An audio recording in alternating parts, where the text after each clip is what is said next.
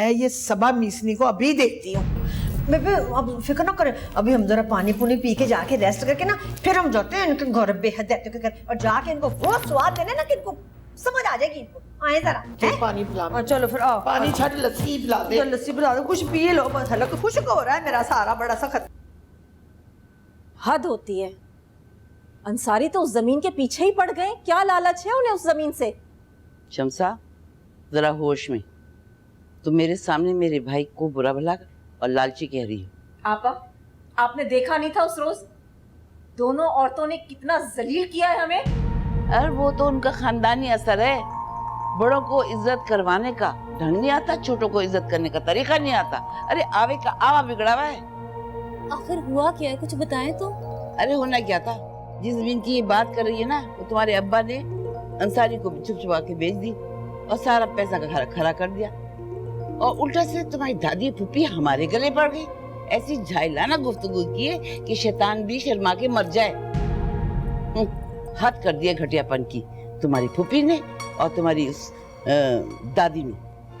अच्छा, हद तो आप लोगों ने भी की होगी। कुछ कहा ही होगा तो उन्होंने इतनी सारी बातें सुनाई हैं। और मैं अपने बड़ों के खिलाफ ना ये बातें नहीं सुनूंगी, समझिए आप? चुप कर जाओ तुम। बात को खत्म करने के बजाय तुम और आग लगा रही हो। बड़ों का मामला है, तुम खामोश रहो, समझी? चुप कर तू। ये होती कौन है हमारे बड़ों को इस तरह कहने वाली? तुम्हें बताओ मैं कौन होती हूँ? बताओ मैं तुम्हें। बहुत जाने देना, आप क्यों बात बढ़ा रही है? मैं बढ़ा दूँ बात को? बैठ। इससे पूछो, इस शैतान की खाला से ये बात बढ़ा रही है। बताओ मैं कौन हूँ? शर्म आनी चाहिए तुम्हें। और अम्मी जी बिल्कुल ठीक कह रही है। और अगर अब्बा जी और अब्बू ने मिलकर कोई मामला तय भी किया था, तुम्हें क्या जरूरत पड़ी थी कि तुम जुलेखा फूफो और दादी को बता दो सब कुछ? और वैसे भी ये जमीन बेची नहीं है, सिर्फ एक बहाना किया है ताकि वो अब्बा जी की मदद कर सके। क्या तुम ये सब कुछ जानती थी? अंसारी ने सिर्फ मुझे नहीं बताया और बहू को इस बात का सब कुछ मालूम है।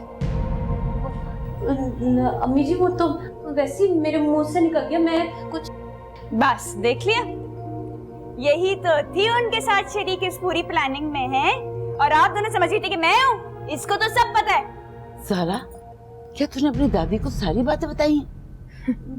नहीं फूफा जी, मैंने तो किसी से कोई बात नहीं की। 2 दिन से मेरे घर पे किसी से बात नहीं हुई है।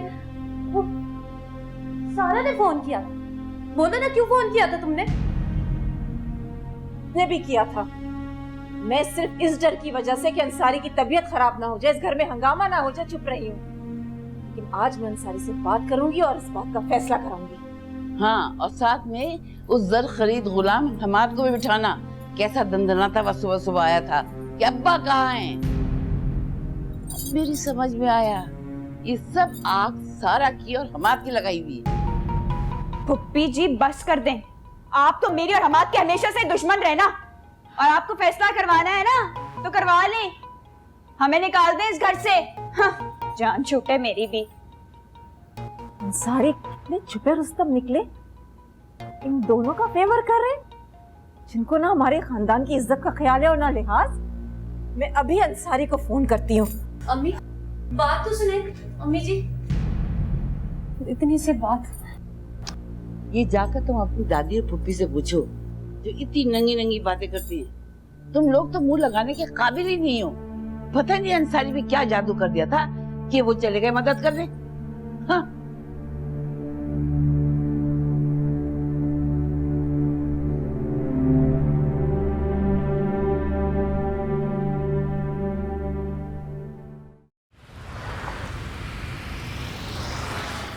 भाई देखो, कुछ दिनों के लिए काम रोक लो। जब पेमेंट क्लियर हो जाए तो फिर बिल्डर से कहना कंस्ट्रक्शन शुरू कर दो। अब जी इस तरह हमारा बहुत लॉस हो जाएगा। अरे बेटा, दोस्ती को नुकसान नहीं होना चाहिए, बाकी जो होता है हो जाए। अब मुझे आपसे एक जरूरी बात है। बहुत खूब। न सलाम, न दुआ, न तस्लीम। आगे फरमाइए मेरे आका, फरमाइए। हुक्म, क्या हुक्म? वो अगर आपने चौधरी अंकल से प्लॉट खरीदना था तो पहले इतना ववेला करने की क्या जरूरत थी? और अब आपने और फैसल भाई ने अगर प्लॉट खरीद ही लिया है तो मेरे फरिश्तों को इल्म नहीं होने दिया आपने?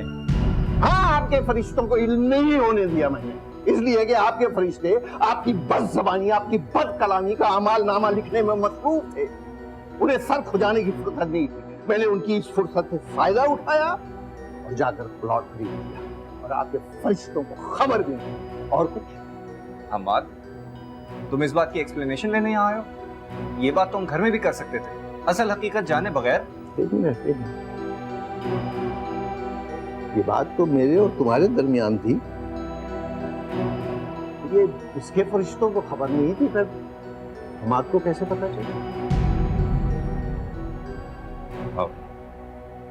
वो मैंने डैड ज़ारा भाभी को बात करते हुए सुना।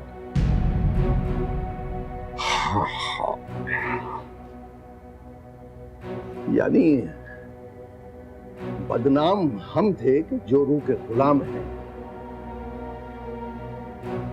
तुम तो हमारे भी बाप निकले। जी मैं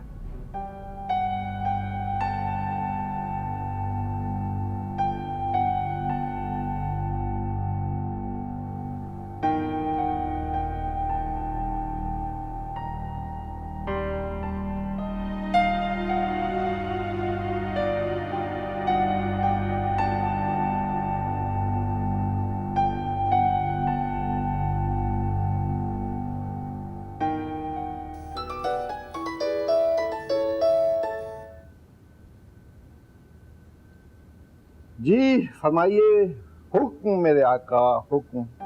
अंसारी साहब, मुझे नहीं मालूम था कि अब आप प्रोफेसर नहीं एक बिजनेसमैन बन चुके हैं।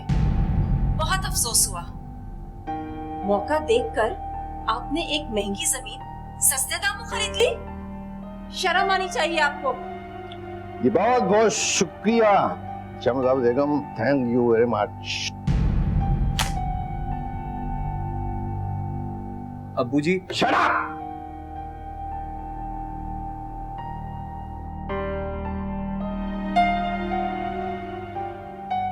हमाद, रुको, बैठो, मुझे तुमसे कुछ बात करनी है।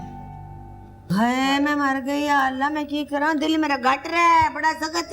और आबिया बेटी जाके ना वो ठंडे दूध में ग्लूकोज के ना पूरा डब्बा लुद के ले आना, आज जल्दी कर ले। अम्मा जी मैं लेके आती हूँ। हुआ क्या, कुछ बताओ तो। हाय अरे क्या होना है यार, अम्मा जी ने देख लिया वो कोई नया ड्रामा यहाँ पर शुरू होने वाला है। Amma ji coming soon only on ARY digital. बकवास बंद कर रे, बकवास बंद कर। पौंकिया इसको जरा भी माँ का ख्याल, माँ का दिल घट रहा है, माँ कमजोर हो गई है पहले से, इसको मेरी कोई फिक्र नहीं, ठंडा दूध लेके नहीं आता। राबिया बेटा तू बड़ी खुशकिस्मत है जो तेरा रिश्ता ना अंसारियों के घर में नहीं हुआ। जी हाँ मैं तुझे क्या बताऊं कि वो कितने कमीने लोग हैं। होए मेरे मासूम भाई को लुट के खा गया सारा टब्बर। आए अल्लाह मैं क्या करा। और ठंडा दूध लेके आओ जलीलो कुत्ताओ। ओ अम्मा जी आपने भी ना ठंडा ग्लूकोज वाला दूध पी के ही बेहोश होना है। अरे वैसे ही हो जाए। राबिया इसको चुप करा, ये दुश्मनों से मिल गया, इसको मेरी कोई फिक्र नहीं है। माँ जी तुसी ते उल्टा सीधा ही कहते रहंदे हो, बस करो। हाय मैं क्या करूं, तुझे तो मेरी कोई फिक्र ही नहीं है। लेकिन मेरी बेटी, अभी तो मैं बेहोश हूं ना, जैसे मैं होश में आई, मैंने होश में आते के साथ ही ना तेरी मंगनी बल्कि तेरी शादी पक्की कर देनी है अली के साथ। माँ जी खुदा दा वास्ता है तुसी ते बेहोश ही रहो तो अच्छा है। हाँ ना दबाई नानू, ना दबाई, शादी तय करेगी मेरी। कोई नहीं अम्मा जी, कोई नहीं, कोई नहीं। मेरे बच्चे जाके नानी नु दस दे, बता दे उसको कि तेरी माँ बेहोश पड़ी हुई इस गम में, औलाद ने मुझे बड़ा ही दुख दिया है, अब इससे ज्यादा मुझसे बेहोश नहीं रह जाता। और ठंडा दूध लेके आ मेरे लिए जालिम ला। नया ड्रामा आज ही देखिए अम्मा जी, ओनली ऑन ARY डिजिटल। हाय मेरी तकदीर, मेरी औलाद मेरी दुश्मन होने लगी। सरकार जल्दी आओ। ये रोज रोज के ड्रामे मुझसे बर्दाश्त नहीं होते सबा। एक ही दफा अपने अब्बाजी को मेरी बोली लगा ले, खरीद ले मुझे सारी जिंदगी की गुलामी के लिए। खुदा की कसम जो कभी मैं तुम्हारे आगे सर उठा जाऊं फिर। अहमद मुझे इन सब बातों के बारे में कुछ भी मालूम नहीं है। अब खामखा उल्टा सीधा बोले जा रहे हैं मुझे। नोटों की गड्डियां लाए थे तुम्हारे अब्बूजी मेरे दफ्तर मुझे खरीदने के लिए। मैं नहीं बिका ना, जाते हुए मेरे अब्बे को खरीद लिया उन्होंने। क्यों? इसलिए क्योंकि अब्बा हाथ आएगा, बेटा तो हाथ आएगा ही। गुलामी करानी है ना तुमने, पता नहीं केड़ियां गुलामियां करानी है तुसी मेरे को। जी आप समझाइए ना। ना मैं की समझावा, सही कह रहा है ये। बड़ा गलत किया अंसारी ने। भाई जमीन खरीदनी थी पहले खरीदा, हुन साडे ते मुश्किल आई है ते वक्त दा फायदा चुक रहा है। और वो सफिया और शमसा एडी लंबी जमाना ने होना दिया।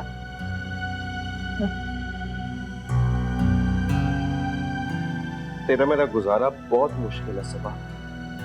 मैं सीधा साधा बंदा हूं, मुझसे ये चालाकियां मक्कारियां बर्दाश्त नहीं होती बिल्कुल भी। इंतजाम कर अपना। उन एक ही बकरिया है, गुस्सा नाराजगी अपनी तरफ, पर ये जाएगी कहाँ? जाए अपने अबू जी के घर चौड़ी होके। चल बीबी, कुछ नहीं है हमारे पास बेचने के लिए अब। मैं चपेड़ मारनी तेरे मुंह ते, खबरदार आंदा है कल की थी ते। चपेड़ तो इस तरह मारते माँ जी, इस तरह। कमाले अब्बा जी, तो मैं 1 घंटे से खड़ा सुन रहा हूँ, ये मेरे दोस्त पे इल्जाम लगाई जा रहा। नहीं तो क्या ये इल्जाम गलत है? अंसारी ने तेरी मजबूरी का फायदा उठा के जमीन खरीदी है ना, जिसपे नजरें जमाए बैठा हुआ था। खुदा दा ना मनो माँ जी, खुदा दा ना मनो। ना तो वो मेरी जायदाद पे नजरें लगा के बैठा हुआ था, और ना उसने मेरी किसी मजबूरी का फायदा उठाया। और ये तो मैंने खुद जाके उसकी मिन्नत की थी कि अल्लाह का वास्ता है मेरी जमीन खरीद ले, मुझे पैसे की बड़ी सख्त जरूरत है। और वो तो मुझे पैसे ही पैसा देने पे राजी था, पर मेरी गैरत ने गवारा नहीं किया। एक ही कह रहे कमाले। ठीक कह रहा हूँ माँ जी, और इस बदबख्त औलाद ने मेरा बेड़ा गर्क करा दिया। क्या सोचता होगा वो, इतना बड़ा एहसान किया उसने मेरे ऊपर। मेरे तो पहले सारी जमीन गिरवी पड़ी हुई थी, यही प्लॉट था, अगर इसको भी ना बेचता माँ जी तो क्या करता। बाजी मैं आपके लिए पानी लाती हूँ। और बैठ उधर, पानी ले आना तो इसके लिए लाट डूबो मरे कहीं जाके। बड़ी ज्यादती माँ जी, जिस बंदे ने मेरे ऊपर इतना एहसान किया, उसकी बेटी के साथ मैंने क्या सलूक किया इधर। तो मुझे माफ करो प्लीज।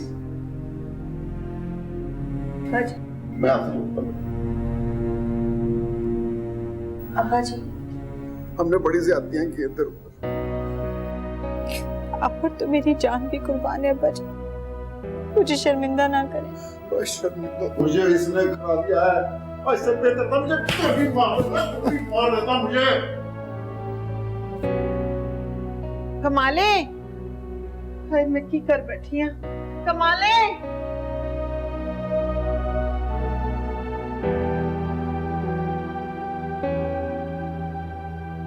जाओ खाना लगाओ, और ये ना समझना कि मैं दब गया हूं।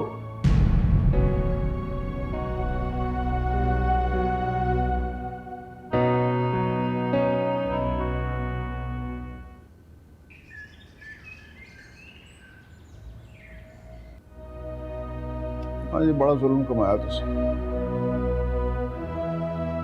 मेरे यार अंसारी ने ते मेरा पर्दा कजन लई सारे नु दसन तो मना कीता है। तो तुसी अपना मत मारी गई सी मेरी। सारा ने कुछ इस तरह अग लाई कि मैं जल भुन गई। पहले साग ने सबा नु साड़िया सी, हुण ना अपना क्या ना अंधी हो गई सी मैं। वैसे कमाले, ए सारा ने परपुरजे निकालने शुरू कर दिए। वेख ना, कोई ससुराल दी इस तरह दी गल करता है, मैं छड़ना नहीं इनू। जबान सड़ जाए मेरी, किस तरह जलील कीता मैं शमसा ते सफिया नु। औलाद चीज इस तरह दी हुंदी मां जी। मैं भी ते अहमद दी खातिर अंसारी नु मजबूर कीता सी ना कि वो बस छड़ देना, जो नुकसान होना सी हो गया। मैनू ले चल अंसारी दे कोल। नहीं नहीं मां जी, मैं ओदा सामना नहीं कर सकता। इस तो बेहतर तो मैं मर ही जावां। हाय अल्लाह ना करे, की गल्ला करता है? चपेड़ मारांगी मैं तेनू। चपेड़ मारोगे तुसी? चपेड़ तो मेरी यारी दे मुंह ते पै चुकी है। की मुंह दिखावां मैं ओनू? कमाले पुत्र,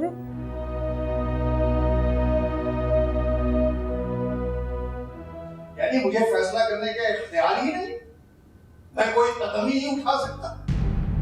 एक जरा सी बात की थी मैंने, वायरस की तरह फैल गई वो। ये वारिस परवीन बेगम और उसकी बहन 10 गज लंबी जुबान वाली जुलेखा उस पे हमलावर हुई थी, जिन्होंने फोन करके हमारा अगला पिछड़ा गिनवा दिया। ज़ारा, मुझे तुमसे ये उम्मीद नहीं थी। अगर मैंने फैसल से एक बात की थी, उसे तुमसे छुपाना चाहिए था, और अगर उसने छुपाया नहीं था तो तुम ही अपना मुंह बंद रखती। मेरा यकीन कीजिए अब्बू जी, मेरी तो घर पे 2 दिन से किसी से बात ही नहीं हुई है, बल्कि वो। आप बोलो ना, चुप क्यों हो गई अपनी बहन का नाम लेते हुए? अरे मैं बताती हूँ, मेरी जबान कौन रोकेगा। अरे अंसारी, तुम्हारे और चौधरी के दरमियान जो मामला तय हो रहे थे ना, वो तुम्हारी छोटी बहू सारा बेगम ने मेके में पहुंचा दिए। अरे इस घर की इज्जत सलामत ही नहीं है, इसका मतलब है किसी वक्त भी कुछ भी हो सकता है। ना कोई यहाँ छोटा है ना बड़ा है। अब्बू जी, गलती सारा ने की, मैं उसकी गलती का अजाला करूंगी। मैं अरे बस बस, हमें कोई सफाई पेश करने की जरूरत नहीं है। अरे नाम की तमीज नहीं है तुम्हारे घर वालों को। खैर, तमीज तो तुम्हारे बेटों में भी नहीं है, जिन्हें आपने तरबियत देकर परवान चढ़ाया है। बहुओं की बुराई बर्दाश्त ना हुई तो मेरी तरबियत पे ताला दे डाला। वाह, बहू की क्या बुराई है? बहुत जरा सी बात करती है, तुम्हारे बेटे उसको ये बढ़ावा दे देते हैं। दोनों गुलाम हैं बीवियों के, और वो छोटा वाला, वो हमाद, वो तो मुझसे सवाल करने लगा है। तो जिम्मेदारी किसकी है? तुम्हारी बीवी की? देखो, माफ करना अंसारी, तुम्हारे बेटे तो तुमसे फिर गए, और मैं बात करती हूँ खुदा लगी। ये जरासीम जो है ना, ये तुमसे मुंतकिल हुए हैं तुम्हारी औलाद में। आपा, ये बात ठीक है कि अंसारी ने मेरी बातें मानी है, लेकिन मैंने कभी अंसारी को उनके घर वालों के लिए नहीं भड़काया। सामने खड़े, पूछ ले। शम्ता बेगम, मेरी बात आप सुन लीजिए, बस बहुत हो गई। मेरा आपके बेटों के साथ गुजारा बहुत मुश्किल है, मैं कह दे रहा हूं आपको। तो फिर मेरा भी गुजारा आपकी बहुओं के साथ मुश्किल है। सुन लिया आपने? झोपड़ी में मैं रह लूंगी, लेकिन इन लोगों के साथ नहीं रहूंगी।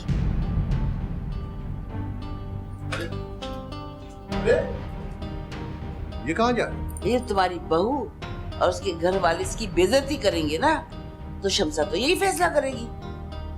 अब अंसारी, इस उम्र में तुम्हारी बीवी तुम्हें छोड़कर जा रही है। हाँ, सोच लो। अब्बू जी, अरे रहने दो अब्बू जी।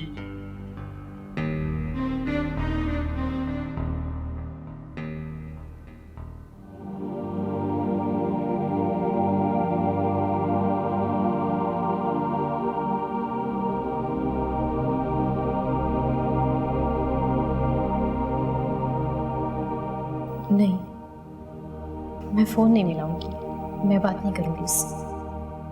वो समझेगा कि मैं हार गई, मेरी नफरत हार गई है।